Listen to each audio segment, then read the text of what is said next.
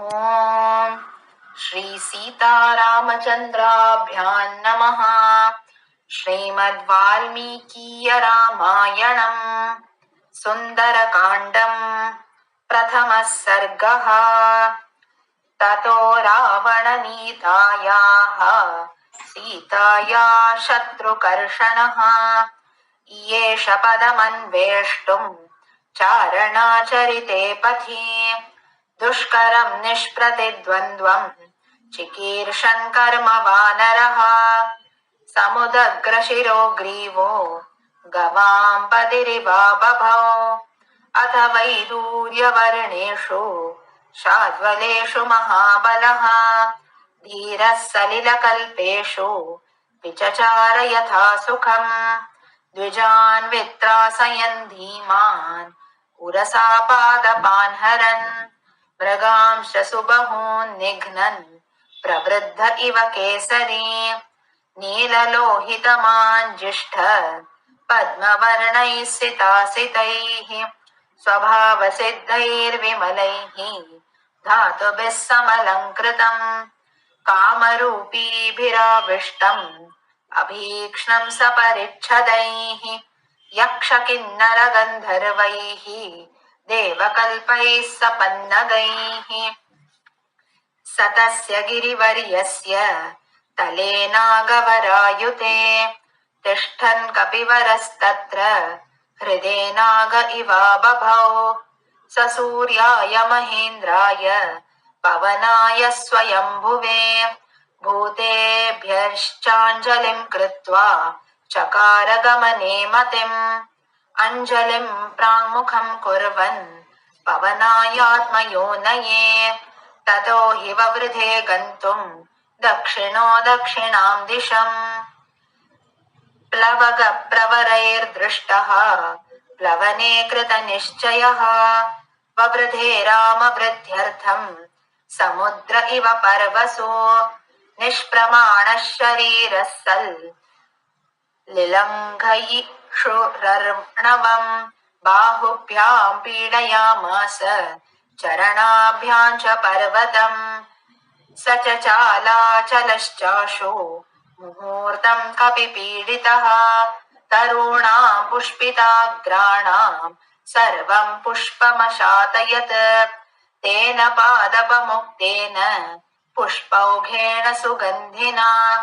सर्वतः संवृतः शैलो बभौ पुष्पमयो यथा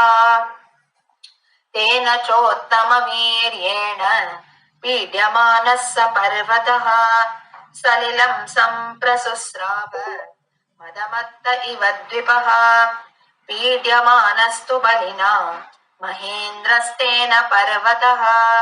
रीतिर्निर्वर्तयामास काञ्चनाञ्जनराजतीः मुमोच च शिलाशैलो विशालाः समनशिलाः मध्यमेनार्चिषा जुष्टो धूमराजीरिवानलः हरिणा पीड्यमानेन पीड्यमानानि सर्वतः गुहाभिष्टानि सत्त्वानि विनेदुर्विकृतैश्वरैः स महान् सत्त्वसन्नादः शैलपीडानिमित्तजः पृथिवीम् पूरयामास दिशश्चोपवनानि च शिरोभिः पृतुभिर्नागा व्यक्तस्वस्तिकलक्षणैः वमन्तः पावकम् घोरम् ददंशुर्दशनैः शिलाः तास्तदा सविषैर्दष्टाः कुपितैस्तैर्महाशिलाः जज्ज्वलुः पावको दीप्ता बिभिदुश्च सहस्रधा यानि तौषधजालानि तस्मिन् जातानि पर्वते विषग्नान्यपि नागानाम् न शेकुः शमितुम् विषम् विद्यतेयम् गिरिर्भूतैः इति मत्वा तपस्विनः त्रस्ता विद्याधरास्तस्मात् उत्पेतु स्त्रीगणैः सह पानभूमिगतम् हित्वा हैममासवभाजनम् पात्राणि च महार्हाणि करकांश्च हिरण्मयान् लेह्यानुच्चावचान् भक्ष्यान् मांसानि विविधानि च आर्षभाणि च चर्माणि खड्गांश्च कनकत्सरून् कृतकण्ठगुणाक्षीभा रक्तमाल्यानुलेपनाः रक्ताक्षाः पुष्कराक्षाश्च गगनं प्रतिपेदिरे हारनूपुरकेयूर पारिहार्यधरा स्त्रियः विस्मिता सस्मितास्तस्थुः आकाशे रमणैः सह दर्शयन्तो महाविद्याम् विद्याधरमहर्षयः सहितास्तस्थुराकाशे वीक्षां चक्रुश्च पर्वतम् शुश्रुवुश्च तदा शब्दम् ऋषीणां भावितात्मनां चारणानां च सिद्धानां स्थितानां विमलेम्बरे एष पर्वतसङ्काशो हनुमान् मारुतात्मजः तितीर्षति महावेगः समुद्रं वरुणालयम् रामार्थं वानरार्थं च चिकीर्षन् कर्म दुष्करम् समुद्रस्य परं पारं दुष्प्रापं प्राप्तुमिच्छति इति विद्याधरा वाचः श्रुत्वा तेषां तपस्विनां तमप्रमेयं ददृशुः पर्वते वानरर्षभम् दुदुवे च सरोमाणि चकम्पे चानलोपमः ननाद च महानादम् सुमहानिवतो यदः आनुपूर्व्या च वृत्तं तल् लाङ्गूलं रोमभिश्चितम् उत्पतिष्यन् विचिक्षेप पक्षिराज इवोरगम् तस्य लाङ्गूलमाविद्धम् अतिवेगस्य पृष्ठतः तदृशे गरुडेनेव ह्रियमाणो महोरगः बाहू संस्तम्भयामास महापरिगसन्निभौ आससादः कपिः कट्याम् चरणौ सञ्चुकोच च संहृत्य च भुजौ श्रीमान् तथैव च शिरोधराम् तेजः सत्त्वं तथा वीर्यम् आविवेश स वीर्यवान् मार्गमालोकयन् दूरात् ऊर्ध्व प्रणिहिते क्षणः रुरोध हृदये प्राणान् आकाशमवलोकयन् पद्भ्यां दृढमवस्थानम् कृत्वा स कपिकुञ्जरः निकुच्च कर्णौ हनुमान् उत्पतिष्यन् महाबलः वानरान् वानरश्रेष्ठ इदं वचनमब्रवीत् यथा राघव निर्मुक्तः शरश्वसन विक्रमः गच्छेत् तद्वद्गमिष्यामि लङ्कां रावणपालिताम् न हि द्रक्ष्यामि यदि ताम् लङ्कायां जनकात्मजाम् अनेनैव हि वेगेन गमिष्यामि सुरालयम् यदि वा त्रिदिवे सीताम् न द्रक्ष्यामि कृतश्रमः बद्ध्वा राक्षसराजानम्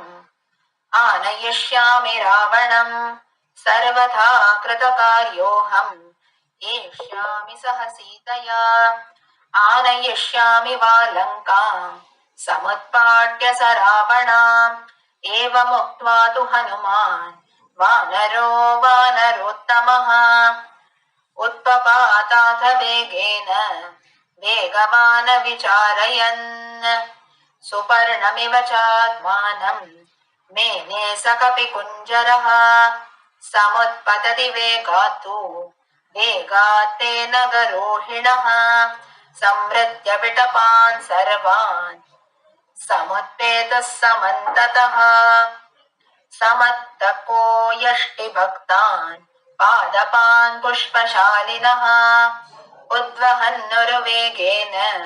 जगाम विमलेम्बरे उरुवेगोत्थिता वृक्षा मुहूर्तं कपिमन्वयुः प्रस्थितं दीर्घमध्वानं स्वबन्धुमिव बान्धवाः तमोरुवेगोन्मथिताः सालाश्चान्येन गोत्तमाः अनुज मूर्धनुमन्तम् सैन्या इव महीपतिम् सुपुष्पिताग्रैर्बहुभिः पादपैरन्वितः कपिः हनुमान् पर्वताकारो बभूवाद्भुतदर्शनः सारवन्तोऽथ ये वृक्षा न्यमञ्जल्लवणाम्भसि भयादिव महेन्द्रस्य पर्वतावरुणालये सनानाकुसुमैः कीर्णः कपिः साङ्कुरकोरकैः शुशुभे मेघसङ्काशः खद्योतैरिव पर्वतः विमुक्तास्तस्य वेगेन मुक्त्वा पुष्पाणि ते द्रुमाः व्यवशीर्यन्त सलिले निवृत्ता सुहृदो यथा लघुत्वेनोपपन्नं तद् विचित्रं सागरे पतत् द्रुमाणां विविधं पुष्पं कपिवायुसमीरितं ताराचितमिवाकाशं प्रबभौ समहार्णवः पुष्पौघेण सुगन्धेन नानावर्णेन वानरः बभौ मेघ इवोद्यन्वै विद्युद्गणविभूषितः तस्य वेगसमुद्भूतैः पुष्पैस्तोयमदृश्यत ताराभिरिव रामाभिः उदिताभिरिवाम्बरम् तस्याम्बरगतौ बाहू ददृशा ते प्रसारितौ पर्वताग्राद्विनिष्क्रान्तौ पञ्चास्याभिव पन्नगौ पिबन्निव बभौ चापि सोर्मिजालं महार्णवम् पिपासुरिव चाकाशम् ददृशे स महाकपिः तस्य विद्युत्प्रभाकारे वायुमार्गानुसारिणः नयने विप्रकाशे ते पर्वतस्थाविवानलौ पिङ्गे पिङ्गाक्षमुख्यस्य बृहती परिमण्डले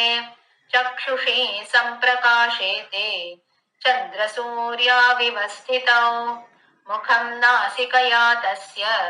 ताम्रया ताम्रमाबभौ सन्ध्यया समभिस्पृष्टम् यथा स्यात् सूर्यमण्डलम् लाङ्गूलं च समाविद्धम् प्लवमानस्य शोभते अम्बरे वायुपुत्रस्य शक्रध्वज इवोच्छ्रितम् लाङ्गूलचक्रो हनुमान् शुक्लदंष्ट्रो नीलात्मजः व्यरोचतमः प्राज्ञः परिवेशीव भास्करः स्फिग्देशेनातिताम्रेण रराजसमहाकपिः महतादारितेनेव गिरिर्गैरिकधातुना तस्य वानरसिंहस्य प्लवमानस्य सागरम् कक्षान्तरगतो वायुः जीमूत इव गर्जति खेयथा निपतत्युल्का उत्तरान्ताद्विनिसृता दृश्यते सानुबन्धा च तथा स कपिकुञ्जरः पतत्पतङ्गसङ्काशो व्यायतः शुशुभे कपिः प्रवृद्ध इव मातङ्गः कक्षया बध्यमानया उपरिष्टाच्छरीरेण छायया चावगाढया सागरे मारुतावृष्टा नौरिवासीत् तदा कपिः यं यं देशं समुद्रस्य जगाम स महाकपिः स तु तस्याङ्गवेगेन सोन्माद इव लक्ष्यते सागरस्योर्निजालानां पुरसा शैलवर्ष्मणा अभिघ्नं स्तु महावेगः पुप्लुवे स महाकपिः कपिवातश्च बलवान् मेघवातश्च निर्गतः सागरं भीमनिर्ह्लादम् कम्पयामास तुर्भृशम् विकर्षन्नूर्मिजालानि बृहन्ति लवणाम्भसि पुप्लुवे कपिशार्दूलो विकिरन्निव रोदसी मेरुमन्दरसङ्काशान् उद्गतान् सुमहार्णवे अत्यक्रामन्महावेगः तरङ्गान् गणयन्निव तस्य वेगसमुद्घुष्टम् जलं स जलदं तदा अम्बरस्तं विबभ्राजे शरदभ्रमिवाततम् तिमिनक्रजशाः कूर्मा दृश्यन्ते विवृतास्तदा वस्त्रापकर्षणेनेव शरीराणि शरीरिणाम् क्रममाणं समीक्ष्याथ भुजगाः सागरङ्गमाः व्योम्नितं कपिशार्दूलं सुपर्णमिव मेनिरे दशयोजनविस्तीर्णा 30 योजनमायता छाया वानरसिंहस्य जवे चारुतराभवत् श्वेताभ्रघनराजीव वायुपुत्रानुगामिनी तस्य सा सुशुभे छाया पतिता लवणाम्भसी शुशुभे समहातेजा महाकायो महाकपिः वायुमार्गे निरालम्बे पक्षवानिव पर्वतः येनासौ याति बलवान् वेगेन कपिकुञ्जरः तेन मार्गेण सहसा द्रोणीकृत इवार्णवः आपाते पक्षिसङ्घानां पक्षिराज इव व्रजन् हनुमान् मेघजालानि प्रकर्षन् मारुतो यथा पाण्डुरारुणवर्णानि नीलमञ्जिष्ठकानि च कपिना कृष्यमाणानि महाभ्राणि च काशिरे प्रविशन्नभ्रजालानि निष्पतंश्च पुनः पुनः प्रच्छन्नश्च प्रकाशश्च चन्द्रमा इव दृश्यते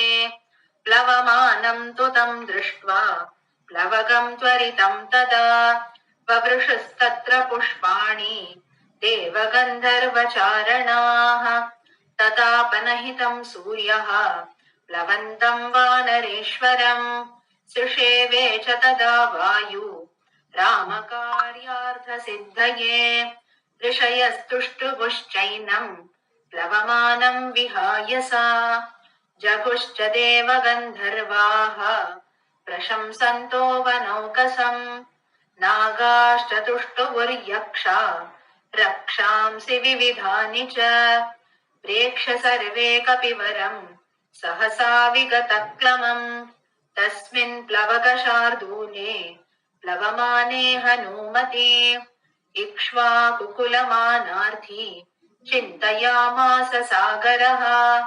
साहाय्यं वानरेन्द्रस्य यदि नाहं हनूमतः करिष्यामि भविष्यामि सर्ववाचो विवक्षताम् अहमिक्ष्वाकुनाथेन सगरेण विवर्धितः इक्ष्वाकुसचिवश्चायम्